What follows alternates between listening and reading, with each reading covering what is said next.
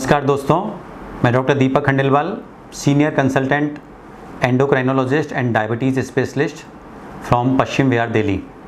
सो दोस्तों, आज हम एक बहुत इम्पॉर्टेंट विषय पे चर्चा करेंगे डायबिटीज़ से रिलेटेड, वो है मॉनिटरिंग इन डायबिटीज़।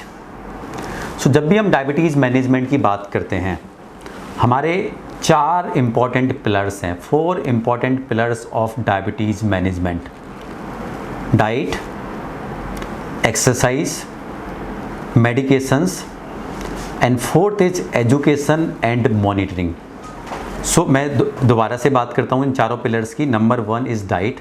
हम सबको पता है कि डाइट की इंपॉर्टेंस है डायबिटीज़ में। दूसरी हम बात करते हैं फिजिकल एक्टिविटीज़ या एक्सरसाइज की, उसकी हमें पता है उसकी बड़ी इंपॉर्टेंस है डायबिटीज़ मैनेजमेंट में।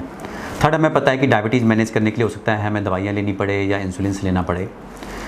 तो सबसे इम्पॉर्टेंट चीज़ है, 4th पिलर है, एंड इसको हम ऑफन इग्नोर करते हैं, उस पर हम ध्यान नहीं देते हैं। उसके 2 कंपोनेंट्स हैं, एक है मॉनिटरिंग और एक है एजुकेशन। एजुकेशन क्या है कि हम राइट इन्फॉर्मेशंस लें, हम डिजीज़ के बारे में अपने आप को अवेयर करें। बट इम्पॉर्टेंट चीज़ ये है कि आप सही सोर्स से इन्फॉर्मेशंस लें, बिकॉज आजकल आपको मिथ्स के बारे मतलब जो गलत इन्फॉर्मेशंस या जो मिथ्स हैं वो आपको अलग अलग माध्यम से मिल सकती है। हो सकता है कोई सोशल मीडिया पे कोई मैसेज सर्कुलेट हो रहे हो, या हो सकता है कोई आपको गलत इन्फॉर्मेशंस दे दें। तो सबसे इंपॉर्टेंट चीज़ होती है ऑथेंटिसिटी ऑफ सोर्स। आप अपने डॉक्टर से बात करें, या आपको जो एक ऑथेंटिक सोर्सेज हैं, कोई एक अच्छी एजुकेशनल बॉडीज़ हैं जिनकी वेबसाइट्स हैं, जिनके अच्छे एजुकेशनल प्रोग्राम्स हैं, जो क्लियरली वेरीफाइड सोर्सेज हैं, वहाँ से आप राइट इन्फॉर्मेशंस लें, ना कि आप मिथ्स का शिकार बने।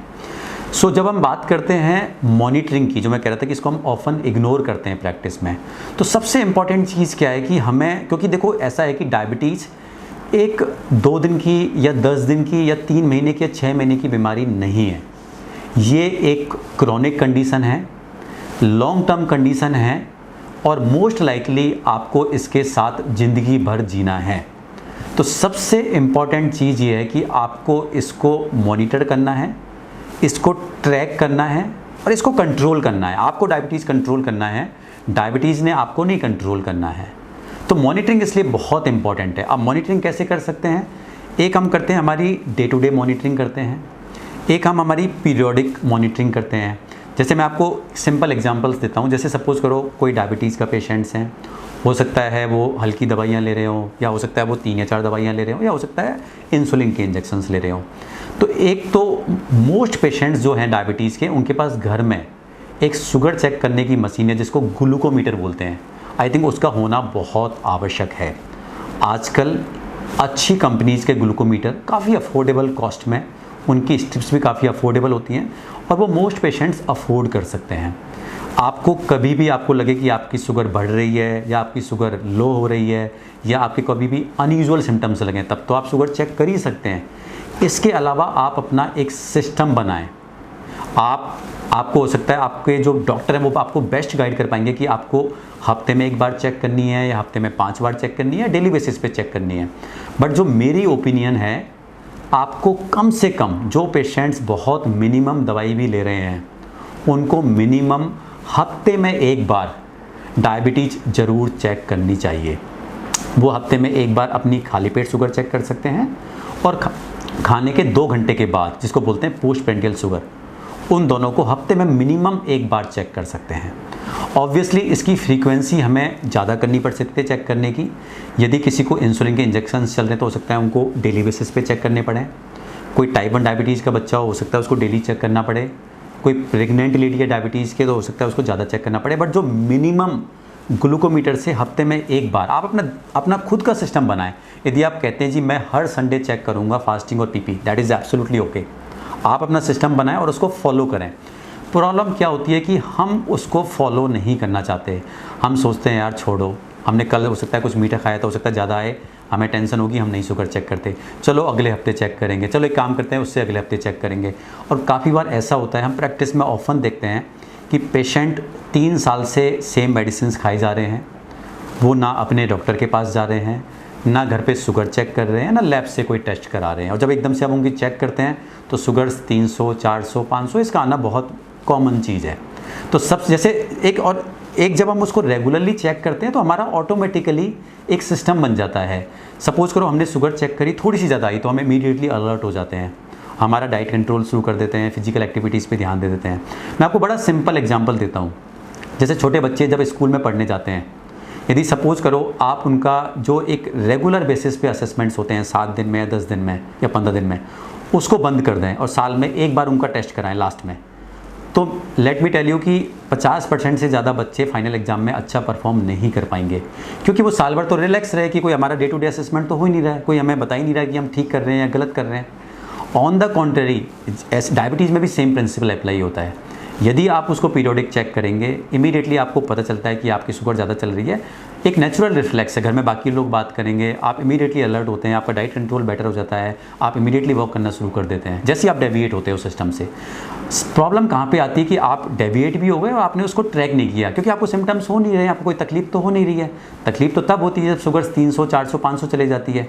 जो थोड़ी बहुत बढ़ती है शुगर, उसमें कभी कोई सिम्टम्स होते नहीं है, आप सोचते हो कि मुझे कोई दिक्कत नहीं है, मैं शुगर क्यों चेक करूं।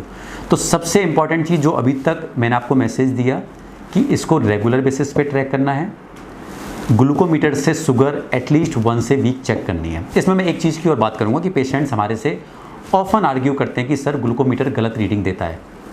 देखो, जो भी टेक्नोलॉजी बेस्ड चीज़ बनी है उसमें थोड़े बहुत वेरिएशंस हो सकते हैं। ग्लूकोमीटर्स इसी प्रिंसिपल पे बने हैं कि वो 10 से 15% का अंतर दे सकते हैं, चाहे वो कम दिखाएं चाहे वो ज़्यादा दिखाएं, लेकिन वो 10 से 15% का अंतर हमें बिल्कुल मायने नहीं रखता। आपकी शुगर 100 आए या 115 आए या 120 आए या 90 आए, उसमें मेरे क्लिनिकल डिसीजंस चेंज नहीं होते हैं, मेरे ट्रीटमेंट डिसीजंस चेंज नहीं होते हैं।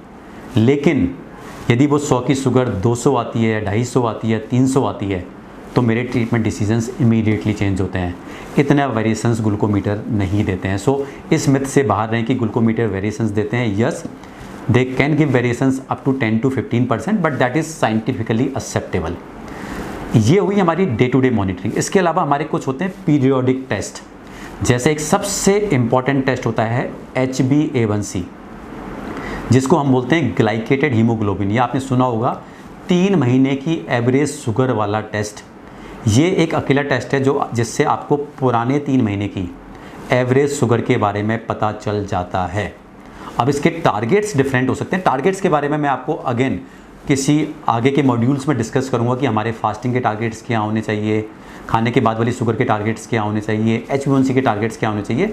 अभी एक जनरल आइडिया के लिए, यदि आपका HbA1c 7 से कम चल रहा है, majority of persons with diabetes, वो हमारे लिए एब्सोल्युटली ओके है। अब ये टारगेट्स थोड़े डिफरेंट हो सकते हैं, किसी के लिए 6.5 हो सकता है, किसी के लिए 8 हो। इसके बारे में हम आगे की वीडियोज़ में चर्चा करेंगे। लेकिन सबसे इम्पॉर्टेंट चीज़ ये है कि हर 3 महीने में सारे डायबिटीज़ वाले पेशेंट्स का एक बार HbA1c का टेस्ट होना ही होना चाहिए। इसको चाहे आप अपना रिमाइंडर्स लगाएं, चाहे आप घर में किसी फैमिली मेम्बर्स की ड्यूटी लगाएं, चाहे जैसे सपोज़ करो आपके डैडी को डायबिटीज़ है, तो आप इसको एक प्रोएक्टिवली स्टेप बना लो कि मुझे उनका हर 3 महीने में HbA1c का टेस्ट कराना है। That is very very important. इसके अलावा कुछ टेस्ट होते हैं जिनको हम साल में एक बार करने के लिए बोलते हैं।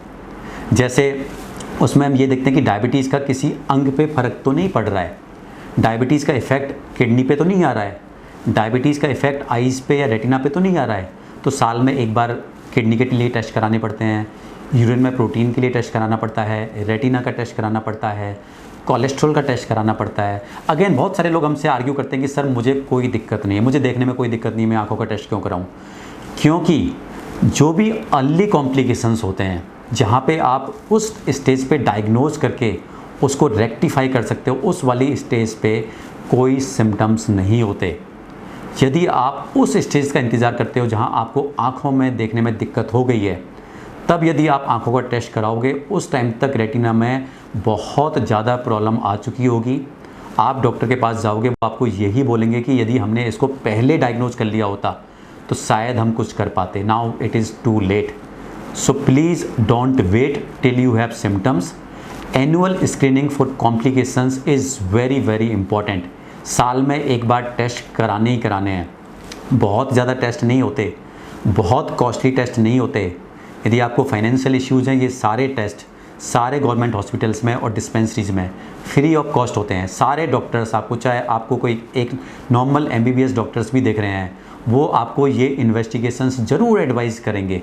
और कोई भी कॉम्प्लिकेशंस बिल्कुल अर्ली स्टेज पे डिटेक्ट हो जाते हैं, और वहाँ पे यदि हम उसको ऑप्टिमली उस स्टेज पे ट्रीट करते हैं तो हम उन कॉम्प्लिकेशंस को आगे बढ़ने से रोक सकते हैं।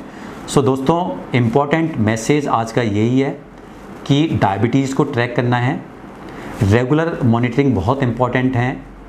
कोशिश करें घर में एक ग्लूकोमीटर हो, रेगुलर बेसिस पे ग्लूकोमीटर से शुगर चेक करें, चाहे वो हफ्ते में एक ही बार चेक करें। हर 3 महीने में HbA1c का टेस्ट कराएं, और साल में एक बार सारे जो डायबिटीज़ के कॉम्प्लिकेशंस वाले टेस्ट हैं वो आप अपने डॉक्टर से डिस्कस कर सकते हैं। जो भी डॉक्टर आपको टेस्ट बताते हैं वो आपको साल में एक बार कराने हैं। Thank you.